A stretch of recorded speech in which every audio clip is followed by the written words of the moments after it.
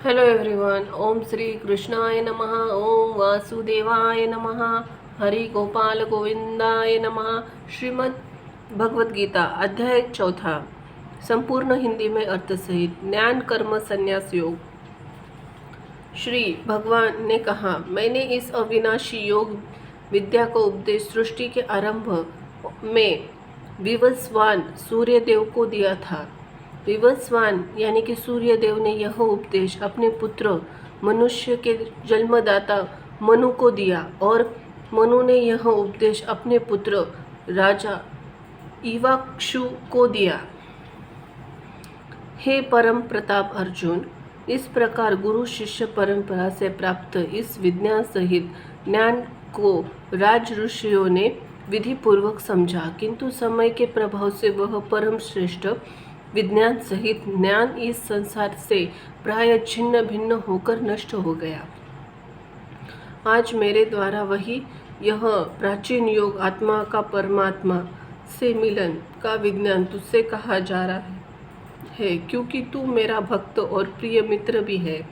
अंततः तू ही इस उत्तम रहस्य को समझ सकता है। अर्जुन ने कहा, सूर्यदेव का जन्म तो सृष्टि के प्रारंभ में हुआ है और आपका जन्म तो अब हुआ, तो फिर मैं कैसे समझूं सृष्टि के आरंभ में आपने इस योग का उपदेश दिया था। श्री भगवान ने कहा, हे परंतप अर्जुन, मेरे और तेरे अनेक जन्म हो चुके हैं। मुझे तो वह सभी जन्म याद है, लेकिन तुझे कुछ भी याद नहीं है। यद्यपि मैं अचलमा और अविनाशी समस्त जीवात्मा का परमेश्वर स्वामी होते हुए भी अपनी अपरंपरा प्रकृति महामाया को अधीन करके अपनी परा प्रकृति योग माया से प्रकट होता हूँ। हे भारत, जब भी और जहाँ भी धर्म की हानि होती है, धर्म की अधर्म की वृद्धि होती है, तब मैं अपने स्वरूप को प्रकट करता हूँ। भक्तों का उद्धार करने के लिए, दुष्टों का संपूर्ण नाश करने के लिए तथा धर्म की फिर स्थापना करने के लिए मैं प्रत्येक युग में प्रकट होता हूँ।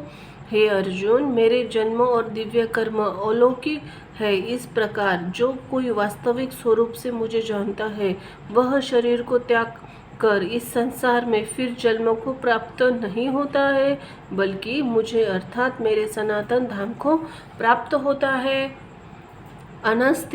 अनासक्ति, भय तथा क्रोध से सर्वथा मुक्त होकर अनन्य भाव, शुद्ध भक्ति भाव से मेरी शरणागत होकर बहुत से मनुष्य मेरे इस ज्ञान से पवित्र होकर तप द्वारा मुझे अपने भाव से मेरे भाव को प्राप्त कर चुके हैं। हे पृथा पुत्र, जो मनुष्य जिस भाव से मेरी शरण ग्रहण करता है, मैं भी उसी भाव से उसके अनुरूप उसको फल देता हूँ। प्रत्येक मनुष्य सभी प्रकार से मेरे पथ का अनुगमन करते हैं। इस संसार में मनुष्य की फल की इच्छा करने से सकाम कर्म यज्ञ करते हैं। फल की प्राप्ति के लिए वह देवता की पूजा करते हैं। उन मनुष्यों उन कर्मों का फल इसी संसार में निश्चित रूप से शीघ्र प्राप्त हो जाता है।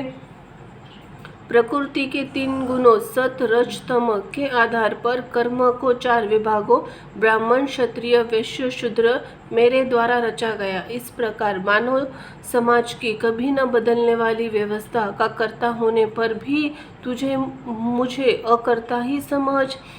कर्म में फल मेरी आसक्ति न होने के कारण कर्म मेरे लिए बंधन उत्पन्न नहीं कर पाते हैं। इस प्रकार से जो भी मुझे जान लेता है, उस मनुष्य के कर्म भी उसके लिए कभी बंधन से उत्पन्न नहीं करते हैं। पूर्व समय भी सभी प्रकार के कर्म बंधन से मुक्त होने की इच्छा वाले मनुष्य को ने मेरी इस दिव्य प्रकृति को समझाकर कर्तव्य कर्म करके मोक्ष की प्राप्ति की। इसलिए तू भी उन्हीं का अनुसरण करके अपने कर्तव्य का पालन कर। कर्म क्या है और अकर्म क्या है, इस विषय में बड़े से बड़े बुद्धिमान मनुष्य भी मोहग्रस्त रहते हैं। इसलिए उन कर्मों को मैं भी तुझे भली भांति समझ कर कहूँगा, जिसे जानकर तू संसार के कर्म बंधन से मुक्त हो जाएगा। कर्म को समझना चाहिए तथा अकर्म को भी समझना चाहिए, विकर्म को भी समझना चाहिए, क्योंकि कर्म की सूक्ष्मता को समझना अत्यंत कठिन है। जो मनुष्य कर्म में अकर्म शरीर को कर्ता न समझकर आत्मा को कर्ता देखता है, और जो मनुष्य अकर्म में कर्म आत्मा को कर्ता न समझकर प्रकृति को कर्ता देखता है, वह मनुष्यों में बुद्धिमान और मनुष्य समस्त कर्मों को करते हुए भी सांसारिक कर्मफलों से मुक्त रहता है। जिस मनुष्य के निश्चय के लिए सभी कार्य बिना फल की इच्छा के पूरी लगन से संपन्न होते हैं तथा जिसके सभी कर्म ज्ञान रूपी अग्नि में भस्म हो गए, बुद्धिमान लोग उसे महापुरुष पूर्ण ज्ञानी कहते हैं। जो मनुष्य अपने सभी कर्मों की आसक्ति का त्याग करके सदैव संतुष्ट तथा स्वतंत्र रहकर कार्यों में पूर्ण व्यस्त होते हुए भी वह मनुष्य निश्चित रूप से कुछ भी नहीं करता है। जिस मनुष्य ने सभी प्रकार से कर्म फलों की आसक्ति और सभी प्रकार की संपत्ति के स्वामी तत्व को त्याग कर दिया, ऐसा शुद्ध मन तथा स्थिर बुद्धि वाला केवल शरीर निर्वाह के लिए कर्म करता हुआ कभी पाप रूपी फलों को प्राप्त नहीं होता है। जो मनुष्य स्वतः प्राप्त होने वाले लाभ से संतुष्ट रहता है, जो सभी द्वंद्वों से मुक्त और किसी से ईर्ष्या नहीं करता, जो सफलता असफलता में स्थिर रहता है, यद्यपि सभी प्रकार के कर्म करता हुआ भी बांधता नहीं है, प्रकृति के गुणों से मुक्त हुआ तथा ब्रह्म ज्ञान रूप से स्थित और अच्छे कर्म से कर्म का आचरण करने वाले मनुष्य से सभी कर्म ज्ञान रूप ब्रह्म में पूर्ण रूप से विलीन हो जाते हैं। यज्ञ फल ब्रह्म ज्ञान में स्थित उस मुक्त पुरुष का समर्पण ब्रह्म है। हवन की सामग्री भी ब्रह्म होती है, अग्नि का भी ब्रह्म होती है तथा ब्रह्म रूपी अग्नि में ब्रह्म रूपी कर्ता को जो हवन किया जाता है वह ब्रह्म होता है। जिसके कर्म ब्रह्म का स्पर्श करके ब्रह्म में विलीन हो चुके हैं, ऐसे महापुरुष को प्राप्त होने योग्य फल भी ब्रह्म होता है। कुछ मनुष्य अनेक प्रकार के यत्नों द्वारा देवताओं की भली भांति पूजा करते हैं, और इस प्रकार कुछ मनुष्य परमात्मा रूपी अग्नि में ध्यान रूपी यज्ञ द्वारा यज्ञ का अनुष्ठान करते हैं। कुछ मनुष्य सभी ज्ञान इंद्रियों के विषयों को संयम रूपी अग्नि में हवन करते हैं, और कुछ मनुष्य इंद्रियों के विषयों में इंद्रिय रूपी अग्नि में हवन करते हैं। कुछ मनुष्य सभी इंद्रियों को वश में करने प्राणवायु कार्यों को मन के संयम द्वारा आत्मा को जानने की इच्छा से आत्म योग रूपी अग्नि में हवन करते हैं। कुछ मनुष्य धन संपत्ति के दान द्वारा, कुछ मनुष्य तपस्या द्वारा, कुछ मनुष्य अष्टांग योग अभ्यास द्वारा यज्ञ करते हैं। कुछ अन्य मनुष्य वेद शास्त्रों का अध्ययन करने ज्ञान में निपुण होकर, और कुछ मनुष्य कठिन व्रत धारण करके यज्ञ करते हैं। बहुत से मनुष्य अपान वायु में प्राण वायु का, उसी प्रकार प्राण वायु में अपान वायु का हवन करते हैं, तथा अन्य मनुष्य प्राण वायु अपान वायु की गति को रोककर समाधि में प्रवृत्त होते हैं। कुछ मनुष्य भोजन को कम करके प्राण वायु में हवन किया करते हैं। ये सभी यज्ञ करने वाले यज्ञों का अर्थ जानने के कारण सभी पाप कर्मों से मुक्त हो जाते हैं। हे कुरुश्रेष्ठ अर्जुन, यज्ञों के फल रूपी अमृत को छककर यह सभी योगी सनातन परब्रह्म परमात्मा को प्राप्त होते हैं।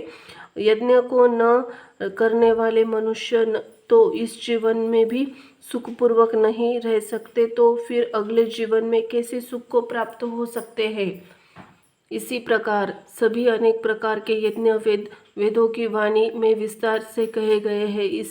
इस तरह उन सबके कर्मों से उत्पन्न होने वाले जानकर कर्म बंधन से हमेशा के लिए मुक्त हो जाएगा। हे परम तत्व अर्जुन, धन संपत्ति के द्वारा किए ने वाले यज्ञ की अपेक्षा ज्ञान यज्ञ अत्यंत श्रेष्ठ है तथा सभी प्रकार के कर्म ब्रह्म ज्ञान में पूर्ण रूप से समाप्त हो जाते हैं। यज्ञों उस ज्ञान को तू गुरु के पास जाकर समझने का प्रयत्न कर। उनके प्रति पूर्ण रूप से शरणागत होकर सेवा करने के विनीत भाव से जिज्ञासा करने पर तत्वदर्शी ब्रह्म ज्ञानी महात्मा तुझे उस तत्व ज्ञान का उपदेश करेंगे। हे पांडुपुत्र, उस तत्व ज्ञान को जानकर फिर तू कभी इस प्रकार मोह को प्राप्त नहीं होगा तथा इस जानकारी के द्वारा आचरण करके तू सभी प्राणियों में अपनी ही आत्मा का प्रसार देखकर मुझ परमात्मा में प्रवेश पा सकेगा। यदि तू सभी पापियों से भी अधिक पाप करने वाला है तो भी तू मेरे ज्ञान रूपी नौका द्वारा निश्चित रूप से सभी प्रकार से पापों से छूटकर संसार रूपी दुख के सागर को पार कर जाएगा। हे अर्जुन, जिस प्रकार अग्नि ईंधन को जलाकर भस्म कर दिए है, उसी प्रकार यह ज्ञान रूपी अग्नि सभी संसार कर्म फलों को जलाकर भस्म कर देती है। इस संसार में ज्ञान के समान पवित्र करने वाला निस्संदेह कुछ भी नहीं है। इस ज्ञान को तू अब स्वयं अपने हृदय में योग की पूर्णता के समय अपनी ही आत्मा में अनुभव करेगा। जो मनुष्य पूर्ण श्रद्धावान है, जिसने इंद्रियों को वश कर लिया है, वही मनुष्य दिव्य ज्ञान को प्राप्त होकर तत्क्षण भगवान प्राप्ति रूपी परम शांति को प्राप्त हो जाता है। जिस मनुष्य को शास्त्रों का ज्ञान नहीं है, शास्त्रों पर श्रद्धा नहीं है, शास्त्रों पर शंका दृष्टि से देखता है, वह मनुष्य निश्चित रूप से भ्रष्ट हो जाता है। और इस भ्रष्ट हुआ संशयग्रस्त मनुष्य न तो इस जीवन में न ही अगले जीवन में सुख को प्राप्त होता है। हे धनंजय, जिस मनुष्य ने अपने समस्त कर्मों के फलों को त्याग कर दिया और जिसके दिव्य ज्ञान द्वारा समस्त संशय मिट गए हैं, ऐसे आत्मपारायण मनुष्य को कर्म कभी नहीं बांधते हैं। अंतः हे भरतवंशी अर्जुन, तू अपने हृदय में स्थित इस अज्ञान से उत्पन्न अपने संशय को ज्ञान रूपी शस्त्र से काट और योग में स्थित होकर युद्ध के लिए खड़ा हो जा। इस प्रकार उपनिषद, ब्रह्म विद्या तथा योग शास्त्र, श्रीमद् भगवत गीता, श्री कृष्ण अर्जुन संवाद, दिव्य ज्ञान योग नाम का 4था अध्याय संपूर्ण हुआ। ओम श्री वासुदेवाय नमः। धन्यवाद।